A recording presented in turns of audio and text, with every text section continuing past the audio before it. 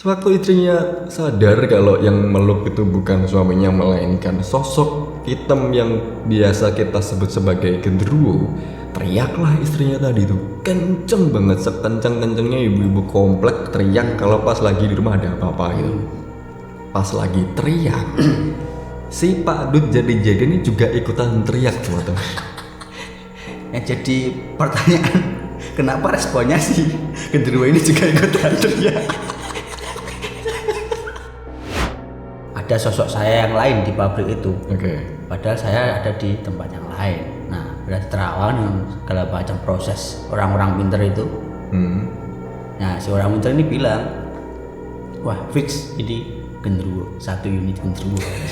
Nah, apa kira-kira wejangan si orang pinter ini menurut ke Mas Ari? Kalau menurutku ya mungkin wejangannya hati-hati, jangan sembrono pas kerja atau jangan aneh-aneh di kerjaan termasuk karyawannya atau apa gitu. Nah, itu salah satunya Ya. yang agak mencengangkan. Right. Orang pintar ini bilang kayak gini, ya hati-hati, bukan nanti hanya yang bisa celaka orang-orang terdekat di pabrikmu, tapi yang lebih celaka lagi kalau genderuwo ini bisa ngutang dan elu yang harus bayar. Selamat datang di podcast Pasar Momo.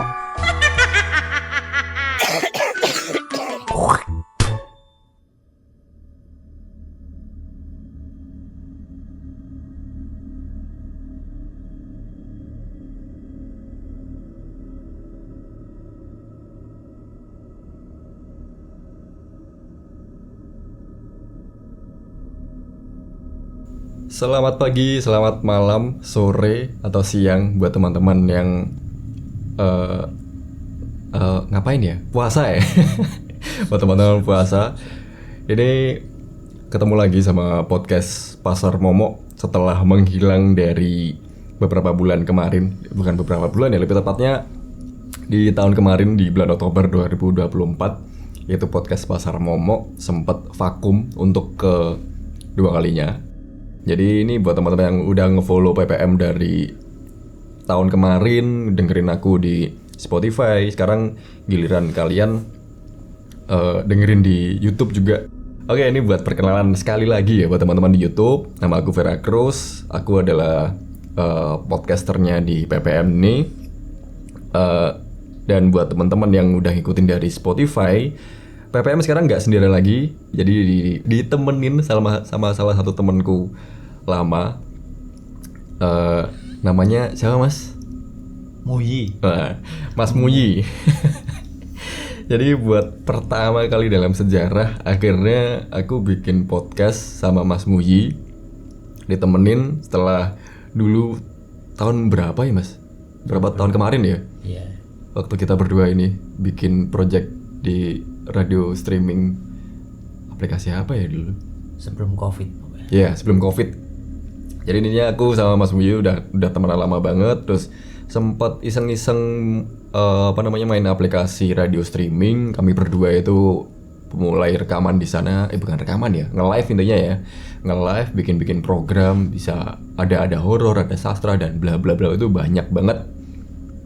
Dan akhirnya setelah bertahun-tahun tidak mainan yang aneh-aneh, tidak begini-begini, akhirnya Begini.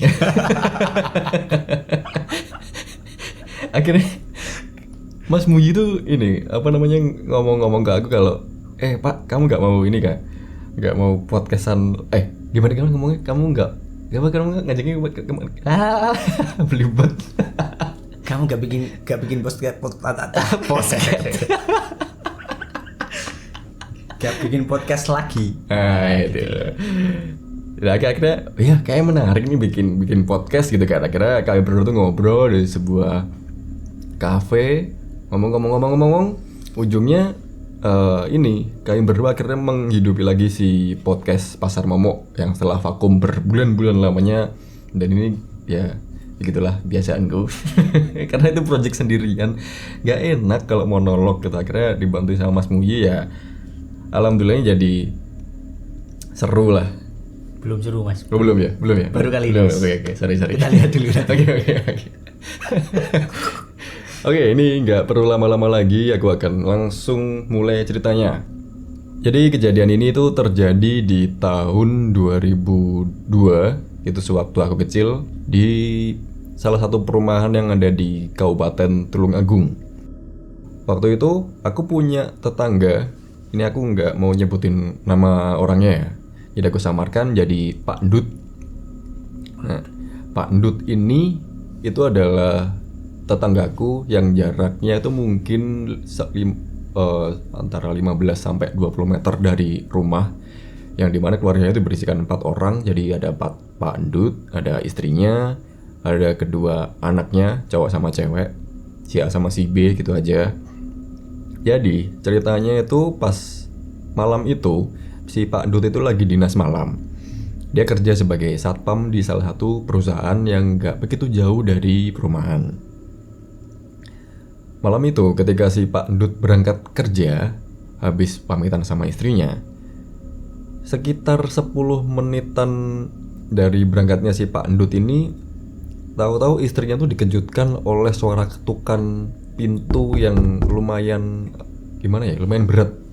Jadi mungkin bisa dibilang sebagai kayak digedor gitu. Tapi nggak sekencang gedor intinya gitu. Nggak tahu tuh pakai lutut atau pakai sikut, nggak tahu ya. Kepala, Pak. Pakai kepala. Nah itu akhirnya karena si itu udah jam tengah malam, jadi istrinya kaget dong, ini siapa yang ketok-ketok pintu rumahku malam-malam. Pas dibuka pintunya, ternyata Pak Ndut itu pulang. Jadi dia berdiri di depan pintu gitu. Terus si istrinya tanya, loh Pak, kok sampean balik? Itu artinya, Pak, kok kamu tahu-tahu pulang? Iya, ini aku lagi salah shift. Loh, bukan kamu shift malam gitu? Tanya istrinya lagi. Terus si Pak Ndut bilang, enggak, ini aku salah shift, harusnya aku libur malam ini. Loh, gimana sih Pak? Yowis, sampean masuk dulu aja gitu kan. Terus yaudah, tak tunggu di kamar, si Pak Ndut bilang gitu. Habis itu istrinya nutup pintu depan, dikunci lagi.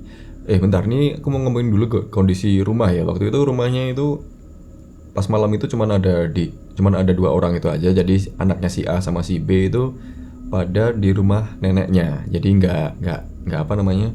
Nggak lagi di rumah. Nggak di rumah. Jadi pas weekend itu nginep di rumah neneknya. Nah di sana si istrinya itu langsung nyusul Pak Ndut itu ke kamar. Jadi di situ ada 2 kamar, 1 ruang tamu, 1 kamar mandi, yang dimana tuh rumahnya itu kecil banget. Mungkin ukuran berapa ya? 3 cm. Ukuran 3 cm. Emang diorama. Oke, itulah ukuran rumahnya itu kecil banget. Jadi pas masuk ke kamar, dia ngelihat si Pak Ndut itu udah ganti baju. Jadi udah pakai sarung sama pakai singlet bapak-bapak. Tahu sendirilah ukuran singlet bapak ya gimana. Bapak kompleks. Ya, betul, warna putih gitu singletnya itu. Betul. Pakai itu kan.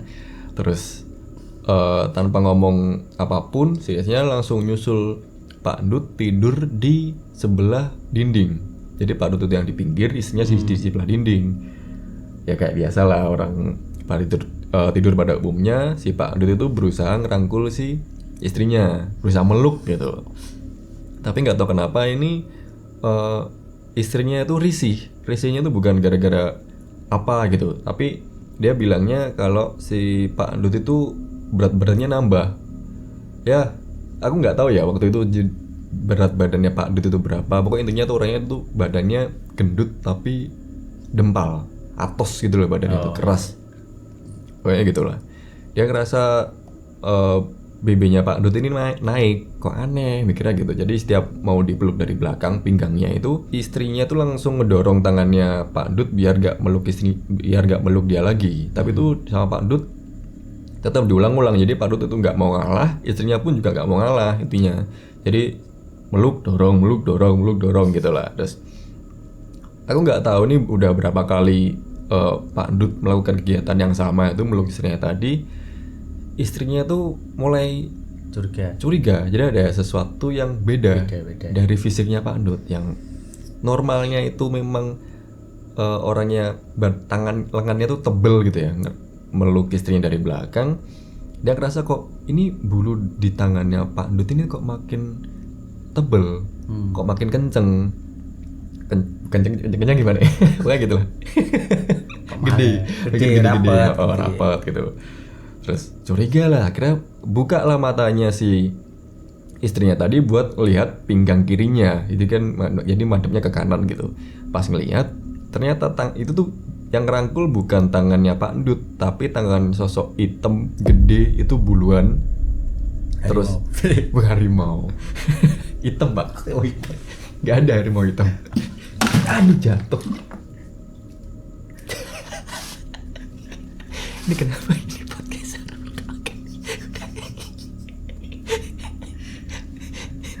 Pecah.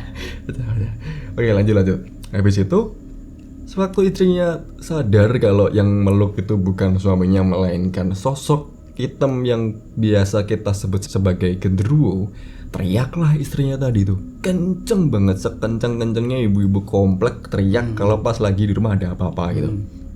Pas lagi teriak si Pak Dut jadi-jadian ini juga ikutan teriak teman-teman.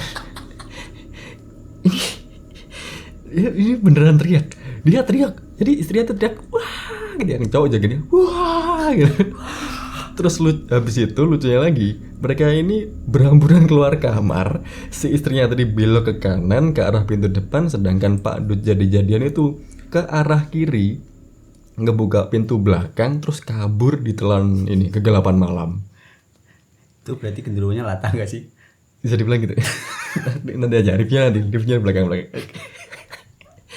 Itu saya kira karena di perumahan itu apa ya, rumahnya itu mepet-mepet, saling berdempetan gitu, akhirnya para tetangga termasuk orang tuaku tuh kaget, terus larilah kami semuanya itu ke depan rumah buat mastiin ini siapa yang teriak. Pas para tetangga udah pada di depan rumah itu, si istrinya pada itu minta tolong, ono apa? Bilang nyebutnya apa ya dulu ya? Demi genderuwo. Ada sebutannya Pak dulu Pak. Wah, kolor hijau. Gerandong apa gimana tuh? Oh, gerandong. Saya ingat tuh kayak gitu deh. Tolong ono gerandong. Dia bilangnya gitu. Jadi akhirnya para bapak-bapak sama ibu-ibu tuh datengin ngumpul di rumahnya Pak Ndut tadi. Terus itu istrinya tuh masih heboh, udah mungkin mau nangis gitu saking takutnya, paniknya gitu. Akhirnya salah satu dari warga tuh kepikiran untuk nelpon Pak Ndut. Dia telepon lah Pak Ndut itu lagi. Terus nggak lama akhirnya Pak Ndut pulang, masih naik Astrea Bapak. Oh, Astrea. Astrea Bapak. Yeah. Itu ngebut banget dari arah barat itu. Wong gitu sampai depan rumah. Ono apa rame-rame bla bla gitu kan. Terus istrinya cerita, ini lupa gini tak pikir tuh sampean pulang begini. Oh bajingan. Saya kira Pak Ndut itu masuk ke rumah, lari orangnya masuk ke pekarangan belakang dan itu ya nggak nemu apa-apa. Itu di belakang tuh sama sekali nggak ada apa-apa, cuman gelap, pohon-pohon gitu toh. Saya ingatku itu. Saya kira ya dari itu warga kira mereka jaga-jaga diri biar nggak biar nggak kejadian lagi. Itu jadi cerita pertamaku tentang genderuwo ini nggak bisa disebut seorang ya, apa ya, setan ya, jin lah. Apa kata ganti buat hantu mas? Kata-kata buat hantu demit, setan, jin gitu. Kalau setan ya nggak bisa Pak. Kalau satuannya seekor genderuwo. Satu unit genderuwo. Udah kayak menang door prize ini. Satu unit genderuwo. Selamat Anda ditemui 1 unit genderuwo. Aduh. Saya ngebayangin gimana ekspresinya istrinya Pak Ndut ketika dia sama-sama ngelihat dan teriak bareng itu tadi loh. Oh iya bener ya, enggak kepikiran soalnya. Yang di pikiranku waktu itu pas si ibunya cerita itu ya cuman dia ngelihat tangannya, habis itu langsung teriak kenceng. Tapi kalau dia, apa tuh? Batu Pak. Gak tahu. Udah gak tahu lah. Tapi gak tahu juga kalau dia noleh ke belakang terus ada depan gitu. kan ada beberapa respon orang ketika ngelihat hantu. Ada respon orang ketika ngelihat hantu. Pertama dianya diem karena Takut, panik. Terus mesti ada satu momen dia itu diem sejenak. Dia memastikan itu hantu atau bukan. Yang kedua, ada orang yang responnya dia benar-benar langsung takut dan lari. Nah, ini tadi menurut ceritamu, istrinya Pandut ketika udah mergokin bahwa itu tangan bukan sosok tangan suami Pandut, dia kan langsung berbalik badan dan teriak sekencang-kencangnya. Nah, yang jadi pertanyaan, kenapa responnya si genderuwo ini juga ikutan teriak?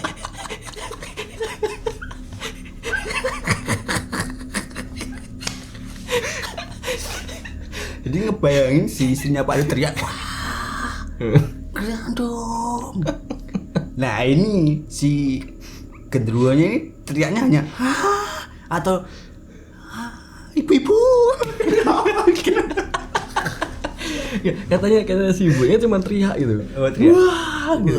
Jadi teriaknya tuh kayak bener-bener orang kaget sih, kaget-kagetnya yang konstan kayak gas gitu. Wah, itu kan berarti takut banget gitu loh.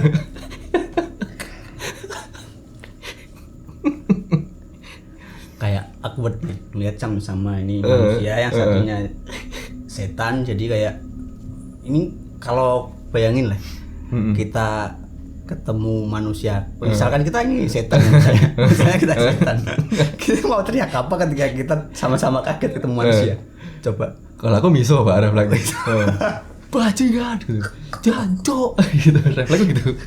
Kok ada hantu takut sama manusia dan teriak? Itu dugaanku ya, setelah apa namanya, aku menahan ceritanya ini selama belasan tahun. Akhirnya aku kepikiran kalau si demit ini baru Pak, ini demit baru Pak. Baru lulus ini. Baru fresh graduate. Akhirnya genderuwo fresh graduate. mos ikutan mos dites sama cutting. Cutting dipilih lapangan ini nih, ibu-ibu nganggur nih di rumah sendirian ini, anak sama anak-anaknya ke rumah saudaranya. Ini kamu sisipin aja lah, nyamar jadi si suaminya. Sampai sana kaget anaknya. Ya ini nggak lulus ini. Nggak lulus ini. Kamu demit macam apa? Yang jelas dibully Pak dia Pak di sana. Jelas. Pulang-pulang, kenapa lu tadi lari-lari? Cuttingnya pasti langsung, nyesel gue jadi kakak tingkat lu. Pertama dalam sejarah ada genderuwo yang sosoknya ya bisa kalian bayangin lah ya. Gede, hitam, ada taringnya, mata merah biasanya, gitu. Biasanya berbulu lebat. Ketika ngelihat manusia, apalagi ibu-ibu. Ibu-ibu loh ini. Ibu-ibu. Bukan bapak-bapak kompleks. Bukan Pak Andut yang lihat. Bukan Pak Andut. Bukan Ustadz juga. Bukan ahli agama yang diserang dia. Warga lokal. Wah. Aku ngebayangin suaranya Pak Andut loh. Wah, kenceng banget. Nah itu kan sama ya respon, jadi si istrinya Pak Andut sama hantunya itu kan sama responnya, sama-sama teriak. Jadi kepikiran kalau istrinya Pak Andut ini latah, apakah si hantu ini juga ikutan latah? Misalnya istrinya Pak Andut, ayam. Apakah si satu unit genderuwo ini dia juga kan ayam sambil lari? Jarang terjadi nih.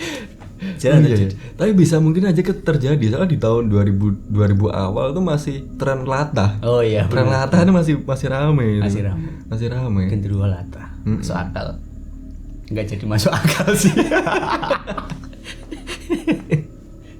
Astagfirullah. Ya Allah. Kok ada genderuwo kayak gitu ya? Ini ngomong masalah genderuwo nih, kamu punya cerita nggak yang sesama ini, sama unitnya? Satu unit genderuwo. Sama tipenya. Sama ada nggak? Kemarin tuh saya lagi tugas di salah satu kota di ibu kota lah, katakan ibu kota ya. Nah di sana waktu tugas itu ketemu lah saya sama kakak sepupu saya yang udah lama nggak ketemu karena dia juga ngerantau di kota itu kan.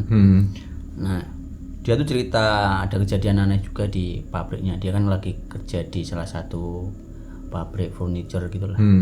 Nah kebetulan dia sebagai mandor. Sebut saja dia itu namanya Mas Ari.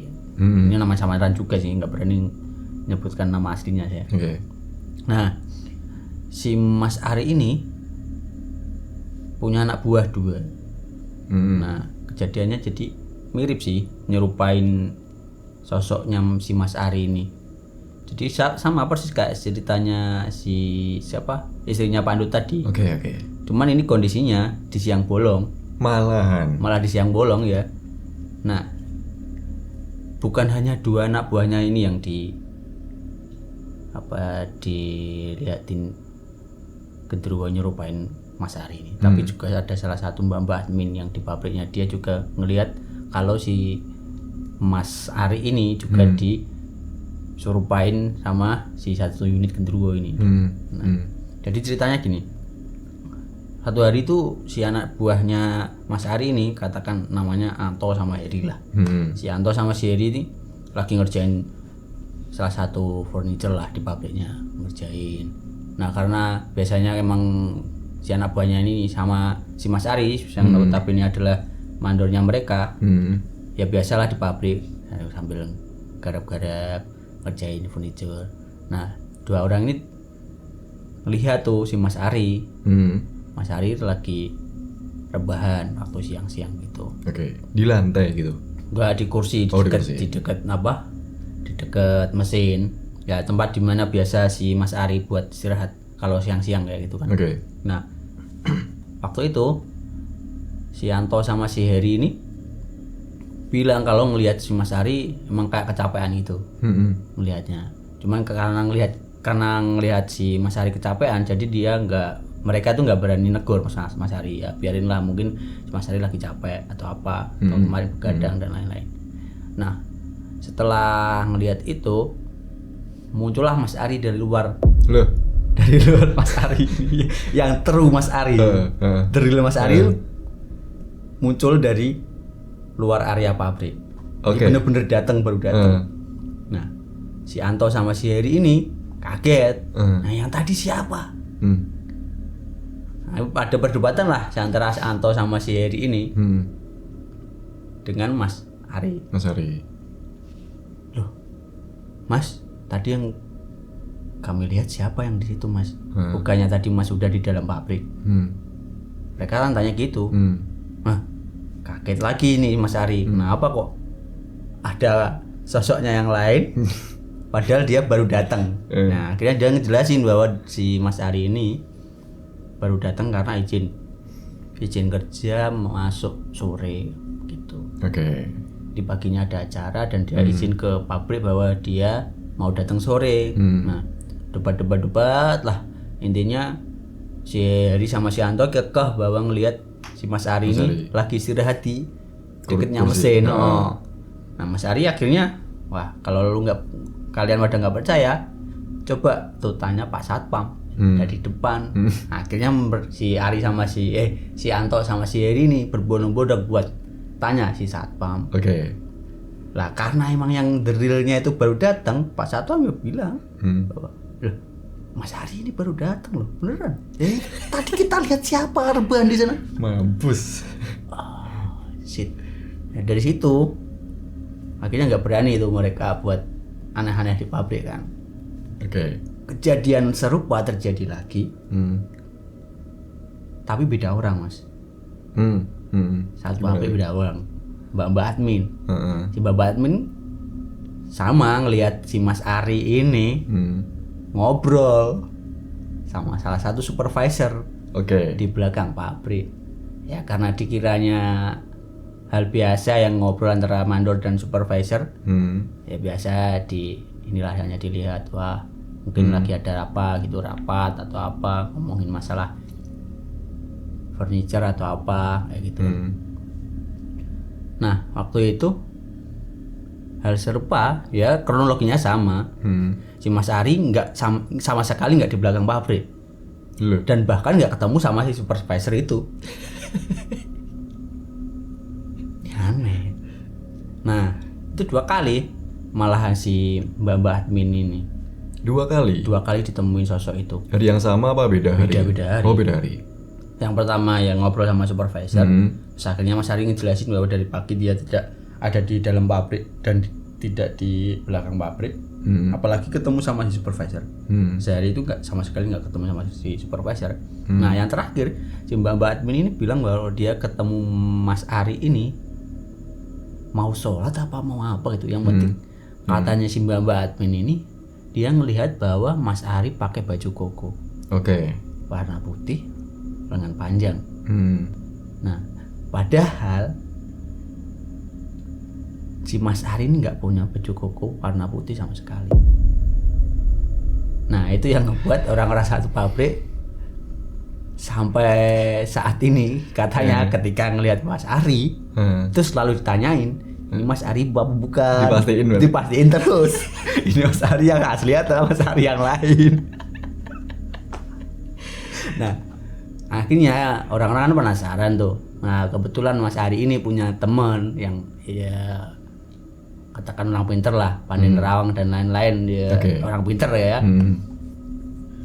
Terus tanya ke orang pinter ini, Pak, kemarin saya ada kejadian kayak gini, bahkan yang lihat nggak cuma 1-2 orang, ini 3 orang dengan 3 kejadian juga, 3 kejadian yang berbeda, tapi gejalanya sama. Saya ada sosok saya yang lain di pabrik itu, padahal saya ada di tempat yang lain, kayak gitu. Nah, berarti terawang dengan segala macam proses orang-orang pinter itu. Nah, si orang pinter ini bilang, wah fix ini genderuwo, 1 unit genderuwo. Fix itu 1 unit genderuwo. Nah, apa kira-kira wejangan si orang pinter ini menurutmu, Fer, ke Mas Ari? Kalau menurutku ya mungkin wejangannya hati-hati, jangan sembrono pas kerja atau jangan aneh-aneh di kerjaan, termasuk karyawannya atau apa gitu. Mungkin suruh banyakin sembahyang atau ngasih sajian-sajian, biasanya kalau di pabrik setauku begitu, ada nemuin banyak cerita gitu. Nah itu salah satunya yang agak mencengangkan. Orang pintar ini bilang kayak gini, ya hati-hati, bukan nanti hanya yang bisa celaka orang-orang terdekat di pabrikmu, tapi yang lebih celaka lagi kalau genderuwo ini bisa ngutang dan elu yang harus bayar. Coba bayangin ada genderuwo ngutang ke teman-teman pabriknya, pinjam dulu 100 dulu biar hubungan kita tetap. Terus itu 3 orang, jadi lumayan tuh 300.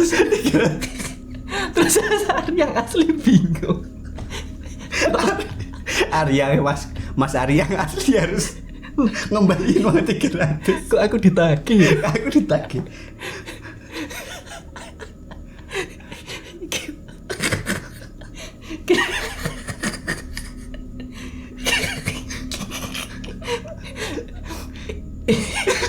Ngomong apa? Jadi ngebayangin kalau bener genderuwo ini ngutang. Coba sambil ngebayangin miripin si Mas Ari ini dengan gaya orang-orang yang biasa mau ngutang, tepuk dengkul kan, lus dengkul, diusap-usap gitu. Anto jadi gini toh.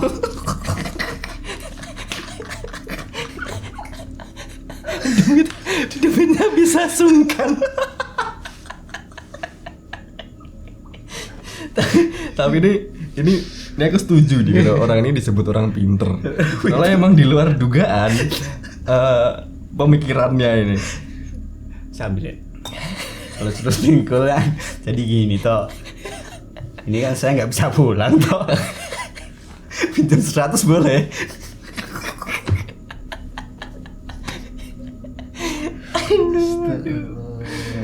Kok bisa gitu loh orang yang ngomong gitu. Iya bener sih. Bener. Nggak hanya yang orang-orang sekitar yang celaka, tapi lebih celaka lagi kalau segitu ini bisa ngutang.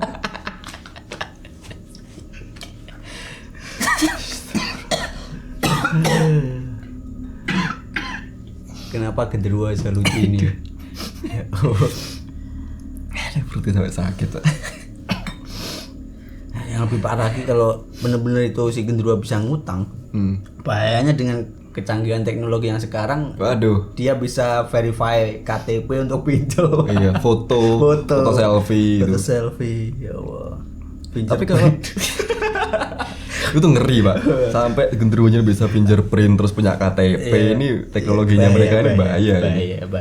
Bahaya sih pak. Bahaya pak. Tapi ini masih sehat gak dukunnya ini? Masih ada gak orangnya? Masih ya? ada sampai sekarang. Masih ada dukunnya. Dari orang pintar kayak gitu pak mungkin. Iya. Dari orang pintar. Dia memprediksi hal-hal yang tidak terprediksi oleh orang lain. Jadi dia benar-benar pintar pak. Kayaknya dia sengaja gitu biar dapat pemasukan tambahan pak. Atau Sedikit melucu gitu. Atau jangan-jangan setelah ini si orang pintar ini bilang ke genderuwonya, coba lu ngutang.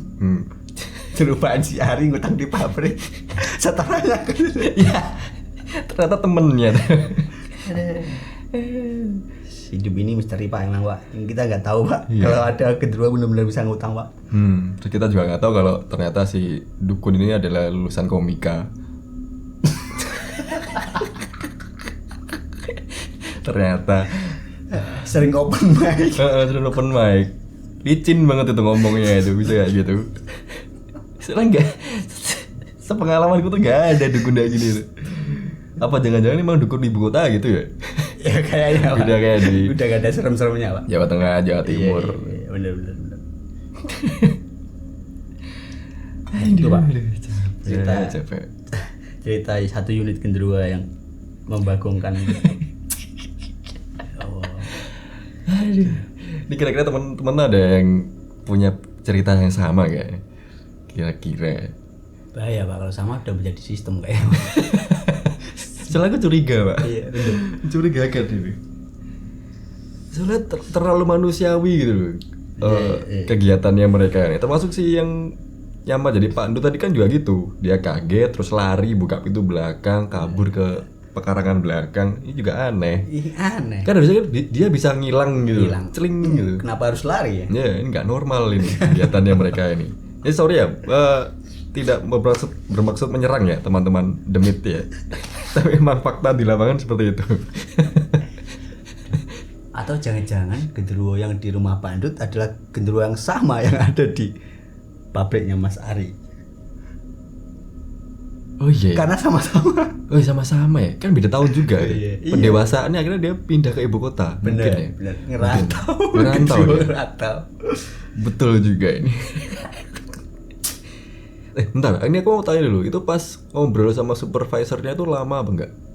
Lama sempat katanya si mbak admin ini sempat ngeliat lama kok ya. Wajarnya orang ngobrol lagi diskusi di belakang pabrik kayak gitu. Tapi itu beneran supervisornya juga? Nah itu kemarin saya nggak sempet tanya sih ke Mas Ari sih. Atau jangan-jangan dia bisa membelah diri. Membelah diri seperti Gus Pondok yang kemarin yang menghamili orang, menghamili santrinya, dia bilang bisa membelah diri. Kakek Bunsin ya. Repot. Ya begitulah sedikit cerita dari negara Konoha ya teman-teman. Iya, Ceritanya aneh-aneh. Ini durasinya udah berapa ini? Panjang banget ini pak. Iya udah. Kita tutup aja lah mas. Tutup aja ya. Oke, jadi buat teman-teman begitu aja ceritaku sama ceritanya Mas Muyi. Jadi ini buat teman-teman ya yang mau kirim cerita tuh bisa langsung kirim ceritanya via email di emailnya podcast Pasar Momo. Cari aja lah di deskripsi ada kok itu emailnya. Kalian ketik kirim ke sana. Ntar bisa biar aku bacain di sini sama Mas Muyi juga. Oh ya, hampir aja ketinggalan ini. Jangan lupa buat teman-teman untuk subscribe YouTube-nya PPM. Terus jangan lupa follow juga Spotify-nya podcast Pasar Momo. Udah ya, itu aja ya. Jadi sampai jumpa di episode ke-10. Dadah. Oh ya, nyalain notifikasinya juga.